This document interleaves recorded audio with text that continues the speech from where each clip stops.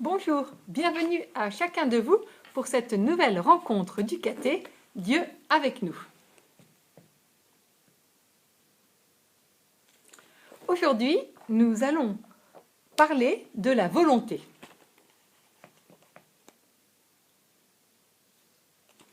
D'abord, rappelez-vous la semaine dernière, nous avons parlé de la semaine sainte et qu'est-ce que nous avons vu en particulier? C'est que Jésus a fait la volonté du Père. Toute sa vie, il a fait ce qui plaît au Père. Il dit même que sa nourriture, c'est de faire la volonté de Dieu. Et jusqu'au jardin des Oliviers, où il dit « Non pas ma volonté, mais la tienne, que ta volonté soit faite ». Alors, regardons un peu ce que veut dire faire la volonté du Père. Comment faire la volonté du Père? Pour commencer, mettons-nous à l'écoute de la parole de Dieu. Je vous invite à prendre votre Bible ou le texte dans votre livre si vous avez votre livre. Dans Matthieu, au chapitre 21, versets 28 à 32. Écoutons cette parabole que Jésus adresse aux chefs des prêtres, aux autorités du peuple. Jésus dit aux chefs des prêtres et aux anciens, « Quel est votre avis ?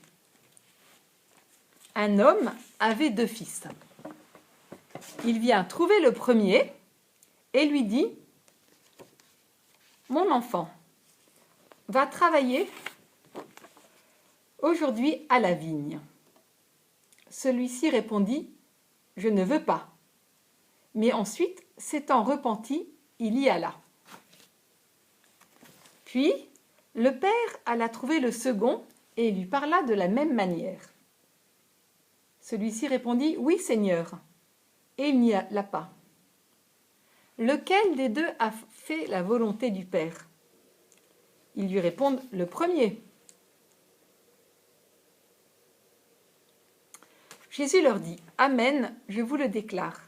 Les publicains et les prostituées vous précèdent dans le royaume de Dieu. Car Jean le Baptiste est venu à vous sur le chemin de la justice, et vous n'avez pas cru à sa parole. Mais les publicains et les prostituées y ont cru. Tandis que vous, après avoir vu cela, vous ne vous êtes même pas repentis plus tard pour croire à sa parole. » Alors cette histoire, je pense que vous la comprenez. Il y en a qui disent non et qui font la volonté du Père. Il y a ceux qui disent oui mais qui ne la font pas. Et si je vous posais la question, quel est celui qui a fait la volonté du Père? Eh bien, vous répondrez bien sûr le premier. Alors, qu'est-ce que veut nous dire Jésus? À l'époque de Jésus, les prostituées et les publicains, c'étaient ceux qui avaient fait les péchés les plus graves. Et pourtant, que se passe-t-il pour eux? Quand Jean-Baptiste leur parle, ils croient en la parole de Jean le Baptiste, ils écoutent sa parole et ils se convertissent. Et les chefs des anciens, à l'opposé, les chefs des anciens et les prêtres, les grands, eh bien, ils entendent la parole de Jean le Baptiste, mais ne croient pas. Et ils ne croient pas non plus en la parole de Jésus. Voyons ensemble ce que veut dire croire en Dieu, croire en Jésus et faire la volonté de Dieu, faire la volonté du Père. Comme je vous le disais au début, le thème de la rencontre, c'est la volonté. Comment faire la volonté de Dieu? Comment exercer ma volonté pour faire le bien? La volonté, elle ne travaille pas toute seule. Nous allons voir comment nous faisons pour mettre notre volonté en marche.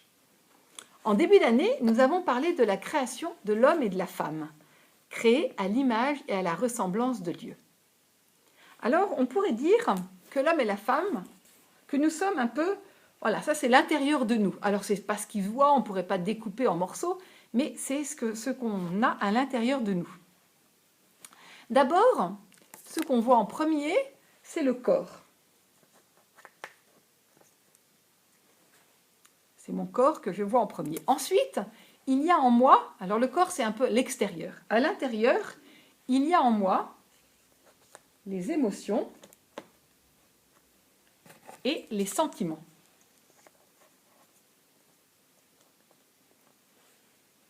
Puis, ensuite, un peu plus encore à l'intérieur, il y a la mémoire, l'intelligence et la volonté.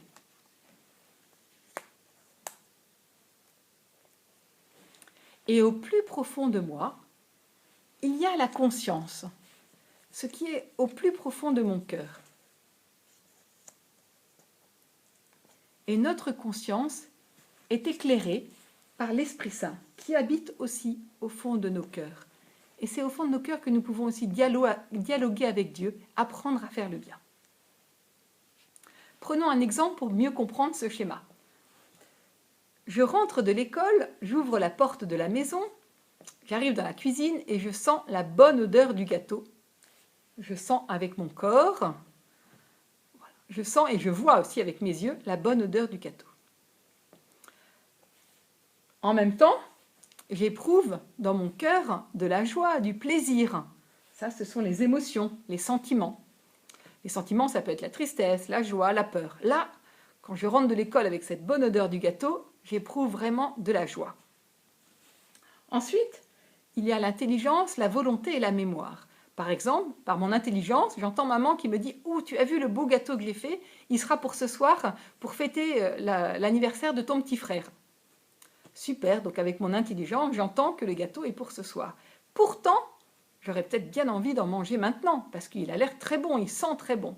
Mais avec ma volonté, avec mon intelligence, je décide, et en conscience, au plus profond de moi, je décide d'attendre ce soir pour manger le gâteau.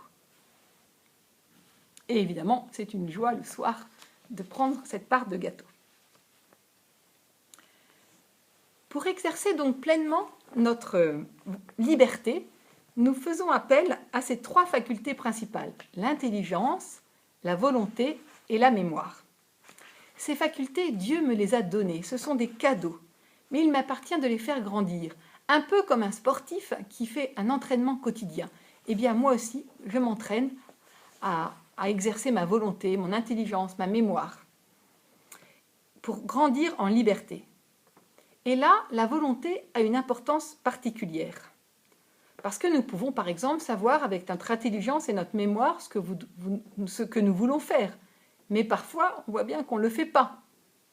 Eh bien, pour grandir dans le bien, pour faire la volonté de Dieu, il faut donc que je passe du désir, ou de « voilà, j'aimerais bien », ou de ce que j'entends, je sais que par mon intelligence, il faut que je travaille, par exemple, à l'action. Courage au travail, allons-y. Et là, c'est ma volonté qui est en jeu. La volonté, c'est ce qui me permet de mettre en action ma décision. Alors, on sait que ce n'est pas toujours facile de faire la volonté de Dieu.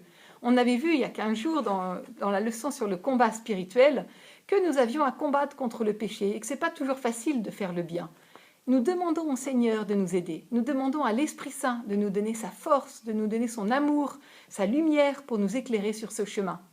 Et puis, les sacrements sont aussi des moyens pour nous permettre d'avancer sur ce chemin de la sainteté, en particulier l'Eucharistie et la confession.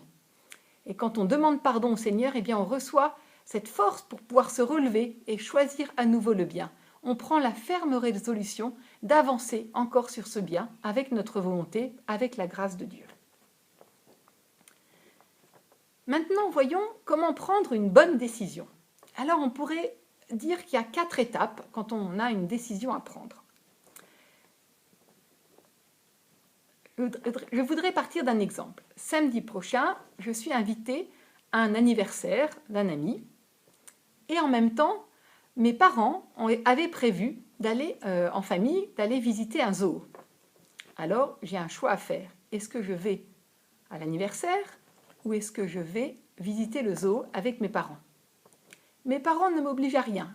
Ils me laissent libre parce que les deux sont des bonnes choses.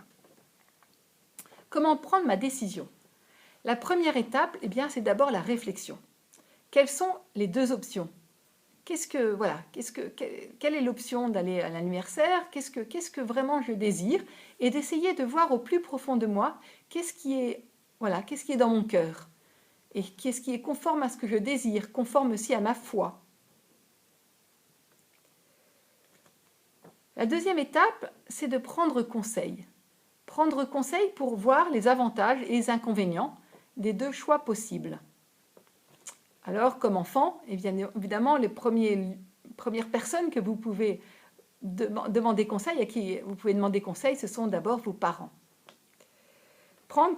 prendre conseil et puis aussi prendre conseil auprès du Seigneur, voire dans la prière, demander à l'Esprit Saint de nous éclairer dans ce choix à poser. La troisième étape, c'est de bien veiller à ce que ma décision procède d'un choix totalement libre. Plus elle sera mienne, plus je serai en mesure de mettre en œuvre cette décision. Plus je pourrai dire, voilà, je décide et j'avance. Et là aussi, je demande à l'Esprit Saint de m'aider. Et la quatrième étape, eh bien, c'est d'exécuter la décision, de passer à l'action, passer à l'acte. Je choisis ou d'aller à l'anniversaire ou d'aller au zoo.